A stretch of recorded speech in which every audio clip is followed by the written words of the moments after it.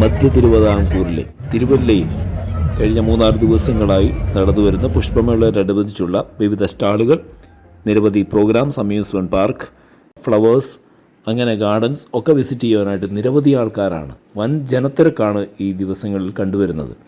ഇനിയും വെറും 4 ദിവസം കൂടി മാത്രം അവശേഷിക്കുന്ന ഈ പുഷ്പമേളയിലേക്ക് വൈകുന്നേരത്തും പകലും ഒക്കെ വൻ ജനത്തിരക്കാണ് അനുഭവപ്പെടുന്നത്.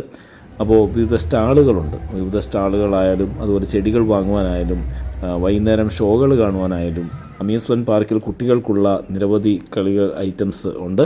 അപ്പോൾ ഇതിനൊക്കെ വേണ്ടി ഒട്ടനവധി ആൾക്കാരാണ് ഇവിടേക്ക് എത്തുന്നത്. അപ്പോൾ നിങ്ങൾക്കും നമ്മുടെ അടുത്ത് തന്നെയുള്ള തിരുവല്ലയ്ക്ക് ചുറ്റുവട്ടത്ത് സാധാരണ ഇതൊക്കെ കാണുന്ന ഇനി പത്തനംതിട്ട കാണും, അല്ല ചങ്ങനാശ്ശേരി കാണും, മാവേലിക്കര കാണും. അപ്പോൾ തിരുവല്ലയെ ചുറ്റിപ്പറ്റി അടുത്തുള്ളവർക്കൊക്കെ കടന്നു വരാം, ഈ ഒരു പരിപാടിയിൽ പങ്കെടുക്കാം, നിങ്ങൾക്ക് ഷോകൾ കാണാം, നല്ല നല്ല ആഹാരങ്ങൾ കഴിക്കാം.